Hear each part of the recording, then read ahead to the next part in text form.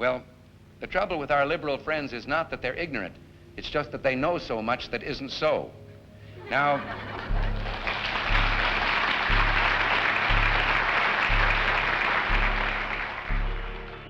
in 1980, America was tired. The economy was failing.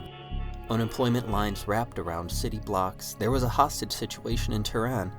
The whole world seemed to be coming undone. And the promise of the post-World War II boom, that idea that every generation would live better than the last, was starting to crack. America was in need of a savior. Along came a man with an easy smile, a good story, and a dangerous idea. The story was an American and a Russian arguing about their two countries, and the American said, look, in my country, I can walk into the Oval Office, I can pound the president's desk and say, Mr. President, I don't like the way you're running our country. And the Russian said, I can do that. The American said, you can? He says, yes. I can go into the Kremlin, to the General Secretary's office, pound his desk and say, Mr. General Secretary, I don't like the way President Reagan's running his country. His name was Ronald Reagan, and he was here to finish what Richard Nixon had started. For nearly half a century, the U.S. had been living under the New Deal order. Strong unions, high taxes on the rich, public investment in schools, roads, and research. It wasn't perfect. It left out millions of black and brown Americans. But it gave at least some working families more stability, dignity, and opportunity than they had ever known before. It was a welcome change from the time of the robber barons that preceded the 1929 stock market crash that led to the Great Depression. By the late 1970s, corporate America wanted that era dead. Nixon and Carter had loosened the bolts, but Reagan was coming to kick the door off its hinges. He sold the country a fairy tale, that government was the problem, that the market was the solution, and that if we gave the rich more, eased up on taxation and regulation, somehow everyone else would rise with them. It was the Lewis Powell memo personified and wearing cowboy boots, and the people bought it big time. What followed was not just a change in policy, but a change in the American soul. Reagan didn't just cut taxes, he cut the bonds of solidarity between the individual and the collective. He didn't just break unions, he broke the idea that working people could govern themselves. And he didn't just slash public programs, he slashed the belief that government owed you anything at all. The smiling salesman had delivered the product of a generation's worth of corporate planning, culminating in the neoliberalism of the Chicago school's own Milton Friedman. And behind his movie star grin, the middle class began its long, slow descent back into poverty and bondage.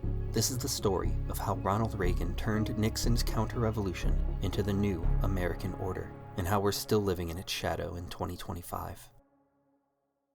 On November 13th, 1979, California Governor Ronald Reagan announced his candidacy for president, telling Americans, "We can go on letting the country slip over the brink of financial ruin with the disaster which this means for the individual, or we can find the will to work together to restore confidence in ourselves and to regain the confidence of the world."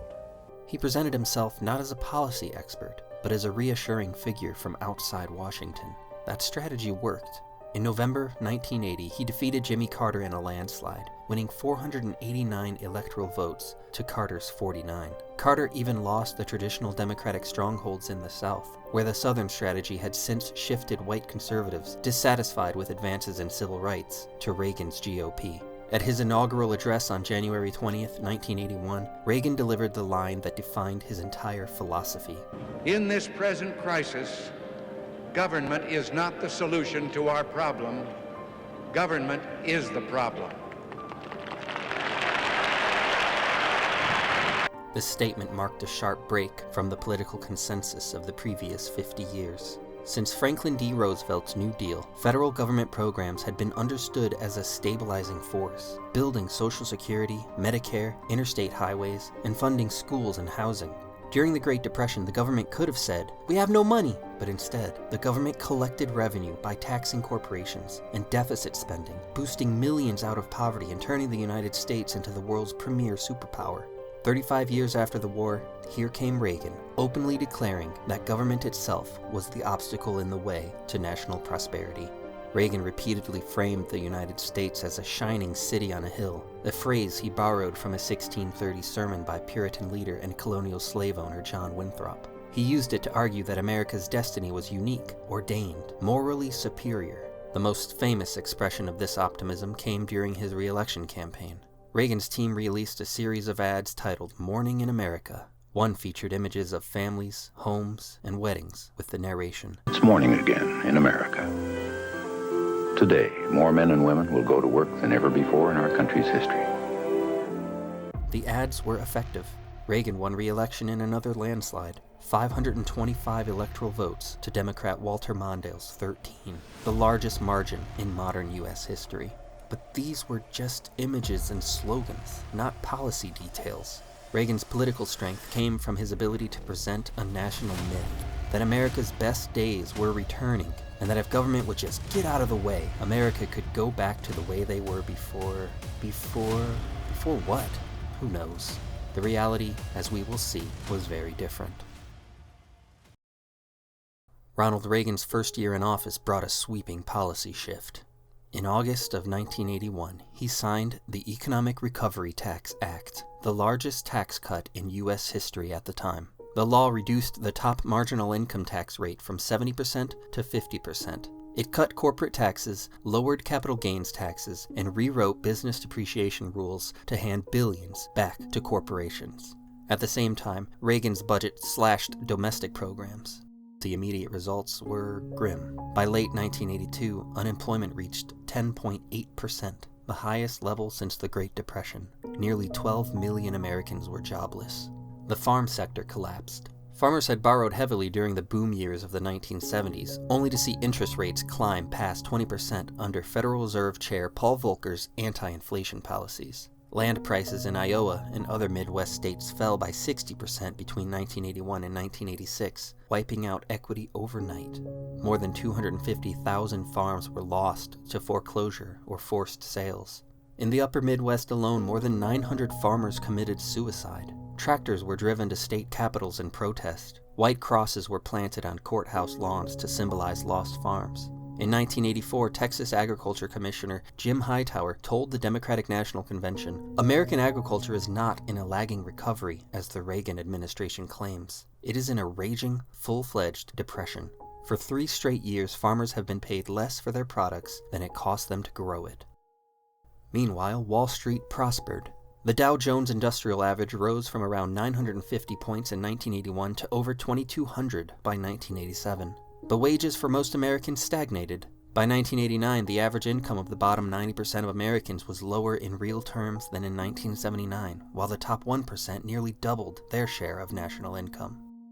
But Reagan's optimism and communication skills, his great communicator persona, overwhelmed the opposition. Many Americans embraced his message that short-term sacrifice would lead to long-term prosperity. In reality, what Reagan delivered was not simply an economic program, but a neoliberal revolution. Government reshaped to serve capital, while working people bore the cost. During the 1980 Republican primaries, George H.W. Bush, running against Reagan, dismissed the plan as voodoo economics. Well, what I said back then, it's very hard to find actually, let me start over. One, I didn't say it. Nobody, every network's looked for it, and none can find it. It was never said. I challenge anybody to find it. That it just isn't going to work. And it's very interesting that the man who invested this type of what I call a voodoo economic policy. What was that again?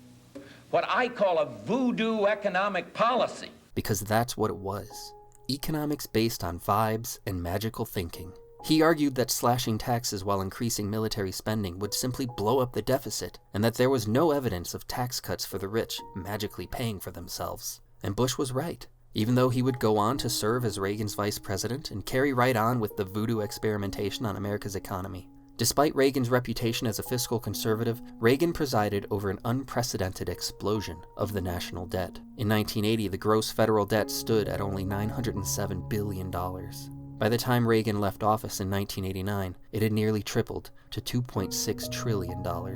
Annual deficits, which had averaged about 2.2% of GDP in 1970s, swelled to over 5% of GDP in the 1980s.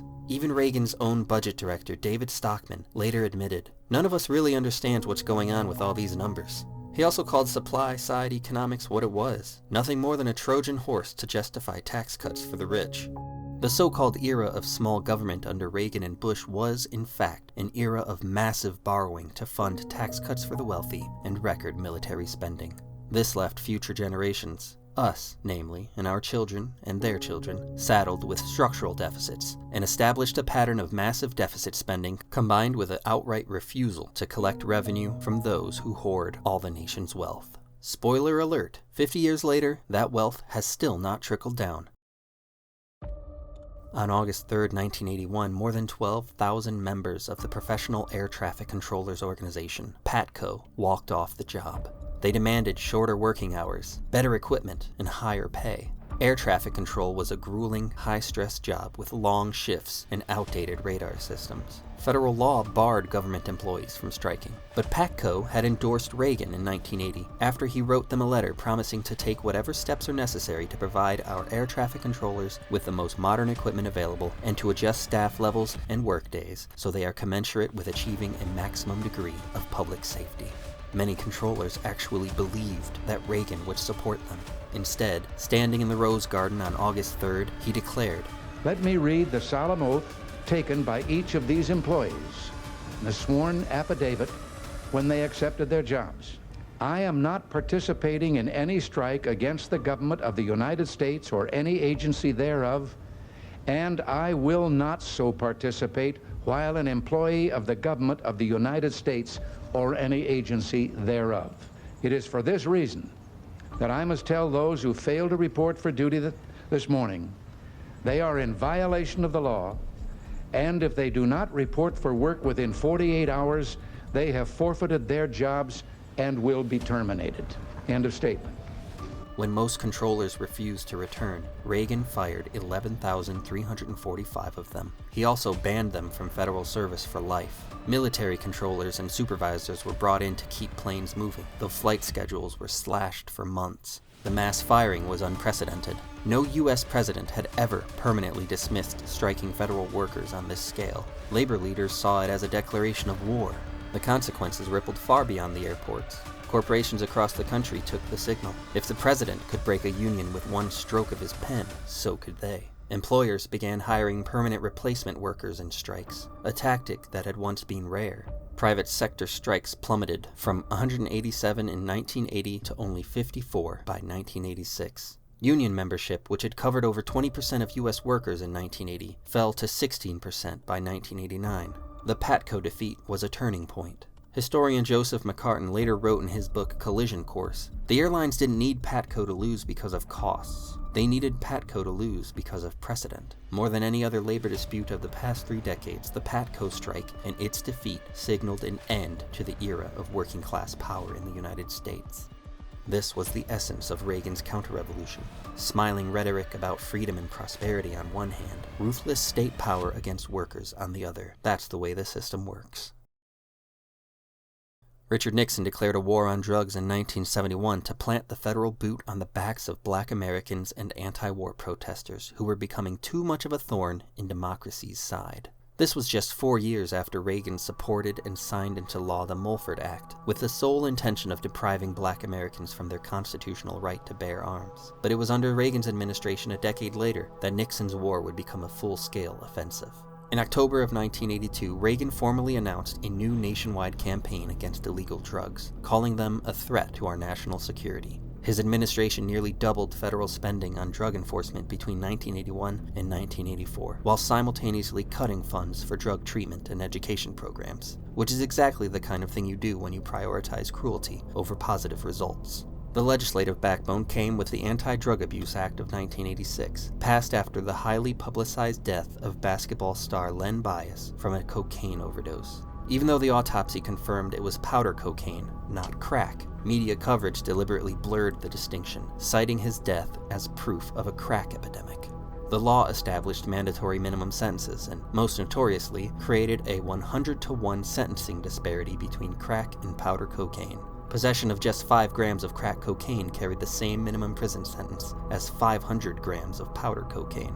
The racial impact was immediate. Crack cocaine was most common in poor, urban, black neighborhoods, while powder cocaine was more prevalent among affluent and white users. A 1991 report from the U.S. Sentencing Commission found that over 90% of those sentenced under federal crack laws were African American, despite surveys showing that most cocaine users were white. Don't be surprised that the policies of the Reagan administration were racist in nature, because Ronald Reagan himself was very likely a racist. In 1971, while governor of California, Reagan was recorded in a phone call with President Richard Nixon. And last night, I tell you, to watch that thing on television as I did, Yeah. to see those monkeys from those African countries, damn them, they're still uncomfortable wearing shoes. Well, and then the tail wags the dog there, doesn't it? Yeah. The tail wags the dog. The recording was only released by the National Archives in 2019. The media amplified the panic to bolster Reagan's war on black Americans. National outlets ran stories on so-called crack babies, infants born to mothers who used crack cocaine, often claiming they would grow up permanently damaged or criminal. Later studies debunked these claims, but at the time they fueled fear and resentment toward poor black communities. The groundwork was also laid for the super predator myth of the 1990s, which cast young black men as inherently violent and irredeemable. Meanwhile, First Lady Nancy Reagan added cultural weight with her Just Say No campaign, launched in 1982. While framed as prevention, it helped build public support for harsher penalties. The results were staggering. Between 1980 and 1989, the number of Americans incarcerated for non-violent drug offenses rose from 50,000 to over 400,000. The overall U.S. prison population nearly doubled in that same period, from 329,000 to more than 627,000. Critics warned that the policy was less about drugs than it was about social control. The war on drugs has become a war on minorities and the poor. It has turned into a system of mass incarceration rather than treatment. Why this war on minorities and the poor in the 1980s and the 1970s? For one, to destroy the civil rights movement and the black power coalitions that had risen since the 1960s. Deindustrialization in the 70s and early 80s wiped out millions of good-paying union jobs, especially in urban black communities. And rather than addressing unemployment with a jobs program, Reagan cut social spending and expanded policing. The welfare state became the carceral state. Or, according to French sociologist Loic Wacon, the neoliberal penal state, where prison was the state's new way of managing poverty and unemployment. Furthermore, politicians had discovered since Nixon that being tough on crime was politically profitable. Fear of drugs and crime won elections. Clinton would carry this logic forward in 1994 with his own crime bill, and Democrats would henceforth fear being painted as soft on crime. And finally, by the late 1980s, incarceration was becoming an industry unto itself. States built prisons at record speed. Private companies began contracting prison services, laying the groundwork for today's private prison corporations. The 13th Amendment, which abolished slavery, only did so except as a punishment for crime whereof the party shall have been duly convicted. Nixon, Reagan, and Clinton were simply carrying on the proud Jim Crow tradition of holding black Americans in bondage. Ronald Reagan framed his foreign policy as a battle for freedom against communism. In reality, it was a war to protect U.S. corporate and strategic interests, often at the expense of democracy abroad. Nowhere was this clearer than in Central America. In El Salvador, Reagan provided billions in military aid to a right-wing government fighting a leftist guerrilla movement. The El Mozote massacre of December 1981, where more than 800 civilians were executed, including women and children, was carried out by Salvadoran troops trained and armed with U.S. assistance. Despite mounting evidence, Reagan certified to Congress that El Salvador was making a concerted and significant effort to comply with internationally recognized human rights. In Nicaragua, Reagan funded the Contras, counter-revolutionary forces seeking to overthrow the Sandinista government, which had come to power in 1979, promising land reform, literacy campaigns, and nationalization of key industries. You know, crazy leftist ideas like improving the lives of its citizens. The Contras were notorious for atrocities, assassinations, torture, and attacks on civilians.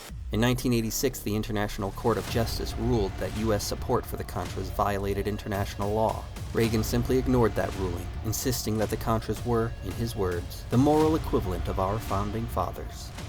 Congress attempted to block funding through the Boland Amendment, but the Reagan administration secretly continued to arm the Contras through the Iran-Contra affair, selling weapons to Iran despite an arms embargo and funneling the profits to Nicaragua. When exposed in 1986, it became the biggest scandal of Reagan's presidency, though he denied knowledge of the scheme. This is the sort of thing you save for the Friday news dump, so that everyone forgets about it by the end of the weekend. Beyond Central America, Reagan deepened U.S. ties to authoritarian regimes that aligned with U.S. business interests. He supported General Augusto Pinochet in Chile, whose neoliberal dictatorship, guided by Milton Friedman's own Chicago boys, privatized pensions, healthcare, and education while crushing unions. Friedman described what happened in Chile as an economic miracle, despite high unemployment and social unrest. In Guatemala, his administration restored military aid in 1981, despite a genocide campaign against indigenous Maya communities that killed tens of thousands. For Reagan, foreign policy was class war on a global scale.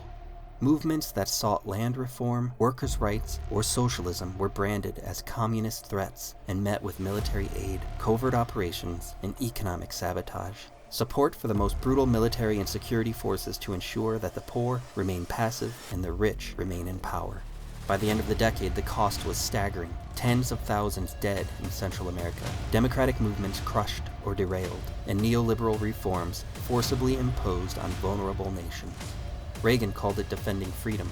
In practice, it was an extension of the same counter-revolution he carried out at home, protecting elites and capital by force. If a socialist nation like Nicaragua under the Sandinistas had managed to lift its people out of poverty and create an economic system based on equality, justice, and the public good, other developing nations might be inspired to follow suit, and then the working poor of America might start getting their own ideas, and we can't have that. Ronald Reagan didn't just wage war on unions, the poor, and socialists abroad. He also rewrote the rules of the economy itself, dismantling decades of regulation that had kept corporate power in check. We talked briefly about Reaganomics, or voodoo economics, according to his vice president, and how it was largely inspired by Milton Friedman's ideas. One of Reagan's earliest targets was the financial sector. The Depository Institutions Deregulation and Monetary Control Act of 1980, signed by Jimmy Carter but championed and expanded under Reagan, began phasing out interest rate caps and loosened lending restrictions. In 1982, Reagan signed the Garn-Saint-Germain Depository Institutions Act, further deregulating local savings banks, called Savings and Loans, or S&L. At the signing ceremony, he promised, This bill is the most important legislation for financial institutions in the last 50 years. All in all, I think we hit the jackpot.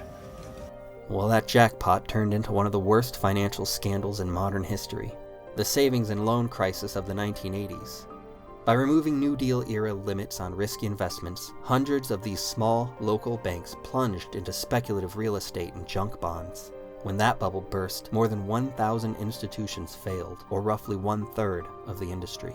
The crisis was followed by the Keating 5 scandal in 1989, which implicated 5 senators, including John McCain, for intervening with regulators on behalf of Charles Keating, a major campaign donor. Keating's Lincoln Savings and Loan became the most infamous case in the crisis, specifically costing taxpayers around $3.4 billion alone, or $8 billion in today's money. Who knew politicians could get their hands so greasy? Reagan also moved aggressively against environmental and labor regulations. His administration cut the budget of the Environmental Protection Agency by more than 20% in his first year, weakening clean air and clean water enforcement. He appointed industry insiders to key regulatory posts. Insiders like Ann Gorsuch Burford, who was the EPA administrator from 1981 to 1983. Burford was a lawyer with deep ties to Western energy and mining interests, and her tenure was so controversial she was eventually forced to resign during a scandal over mismanagement of the Superfund Toxic Waste Cleanup Program. Ann Gorsuch Burford's son, Neil Gorsuch, would be nominated to the Supreme Court by Donald Trump in 2017. In communications, Reagan pushed deregulation that reshaped American media. The Federal Communications Commission, under his appointees, eliminated the Fairness Doctrine in 1987, which had required broadcasters to present contrasting views on public issues. The end of that rule cleared the way for the rise of partisan talk radio, most notably Rush Limbaugh, that would drive political polarization for decades. Deregulation also extended to airlines and trucking. The results led briefly to cutthroat competition, as well as cheaper fares and freight costs. But it also led to massive job losses and wage cuts for workers across the country, as firms were then allowed to consolidate into corporate giants. These mergers would have been blocked during the Progressive era, but in the 1980s, Reagan's antitrust division of the Justice Department approved each of them merrily. In 1986, Northwest Airlines acquired Republic Airlines, creating one of the largest carriers in the Midwest. TWA acquired Ozark Airlines that same year. In 1987, Delta acquired Western Airlines. Airline union density collapsed and working conditions deteriorated. Likewise, in trucking, thousands of smaller firms went under, and a handful of mega carriers like J.B. Hunt, Schneider National, and Yellow Freight rose to dominate long-haul trucking. The Teamsters Union, once one of the most powerful unions in the United States, lost tens of thousands of members as wages and benefits eroded. This is my shocked Pikachu face. The cumulative effect of all of these mergers was to shift risk downward and profits upward. Ordinary workers lost the protections of stable employment, fair wages, and regulated industries, while corporations gained the flexibility to cut, merge, and speculate with fewer restraints. Let's cut to the chase. There are two kinds of people, sheep and sharks. Anyone who's a sheep is fired. Who's a sheep? Excuse me, which is the one people like to hug? Gutsy question. You're a shark. Sharks are winners, and they don't look back, because they don't have necks. Necks are for sheep. By the late 1980s, the consequences were visible. The S&L collapse had shattered confidence in banking.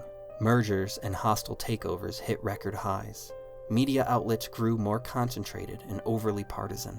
Environmental protections lagged even as pollution and climate risks mounted. Reagan had called government the problem, but all his deregulation agenda ensured was that when problems arose, in finance, in media, in the environment, the public would be left holding the bill, while corporations would be protected. Despite the fact that his policies hurt a lot of people, by the time Ronald Reagan left office in January of 1989, he was one of the most popular presidents in modern history. His approval rating stood at 63%, higher even than Franklin Roosevelt's at the end of World War II. The image of the great communicator, genial, optimistic, patriotic, endured. But the legacy of Reagan isn't just a set of policies. It's the framework that we still live under in 2025. He told us government is the problem, and for 40 years both parties have governed as if that were gospel. Democrats and Republicans alike embraced his playbook. Deregulate markets, cut taxes for the wealthy, shred social programs, criminalize poverty, and let corporate money dominate politics. What was once extreme, Reaganomics, became the bipartisan consensus. That is why today, homelessness is treated as a policing problem, not a housing problem. Reagan dismantled public housing in the 1980s. No president since has rebuilt it. Healthcare is still tied to jobs and private insurance because Reagan's mantra that government can't do it made universal coverage politically toxic. Wages have barely budged in real terms since 1980, even as productivity has soared. That wage suppression began with Reagan's union busting of PATCO, and the chilling effect of it still lingers. Mass incarceration continues to cage over 2 million people, disproportionately black and brown. The crack powder disparity Reagan enshrined laid the foundation for today's carceral state. Climate change has spiraled into crisis. Reagan gutted environmental enforcement, mocked conservation, and tore Carter's solar panels off the White House roof. That lost decade of inaction still haunts us. Democracy itself has eroded under the weight of money. Reagan's judicial appointments, backed by corporate think tanks, expanded corporate speech rights and opened the floodgates for dark money in politics. Citizens United in 2010 was simply the fruit of a tree that Reagan had planted. This is why inequality today rivals the Gilded Age. This is why billionaires build rockets while millions of Americans can't afford rent. This is why even modest reforms, taxing the rich, strengthening unions, universal health care, are smeared as socialism. Reagan shifted the Overton window so far to the right that basic decency now looks radical. Reagan didn't just win 2 elections, he won the next 40 years for capital. Clinton, Bush, Obama, Trump, Biden, they all governed inside the house that Reagan built, and that's why his smile matters. It was the smile of a man who knew he had helped the rich win the class war. the counter-revolution was complete. This series started by exploring Franklin Roosevelt's bold solution to the Great Depression. Unfortunately, the New Deal was little more than a temporary compromise that saved capitalism from collapsing in on itself. FDR himself said, "I am the best friend the profit system ever had." His goal was not to undo capitalism or replace it, simply to stabilize it. Wealth ownership stayed concentrated. Corporations remained private. Banks stayed in private hands, and the profit motive still ruled. Structural reforms like nationalizing key industries, creating universal health care, or guaranteeing housing never happened. Civil rights for Black Americans were compromised. To hold together a coalition with Southern segregationists, the New Deal often excluded Black workers from benefits like Social Security and labor protections. Because wealth and corporate power remained intact under the New Deal, capital was able to regroup.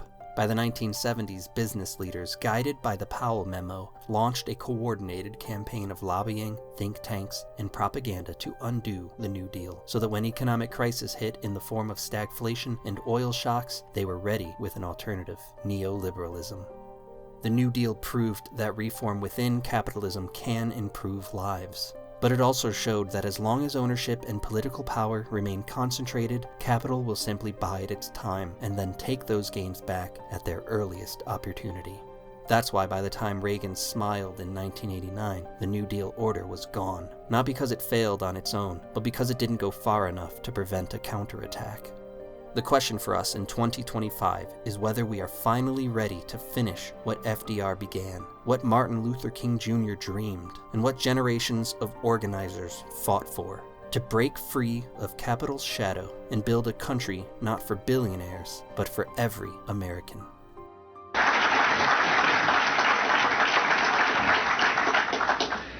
I have to interrupt right here and tell you that in one of my visits, I won't name him, I don't want to embarrass him, but one of the heads of state that I met with on this visit, he gave me one while I was on the way. Told me the story about the two fellows in the Soviet Union who were walking down the street, and the one of them says, "Have we really achieved full communism? Is this it? Is this now full communism?" And the other one said, "Oh, hell no, things are going to get a lot worse."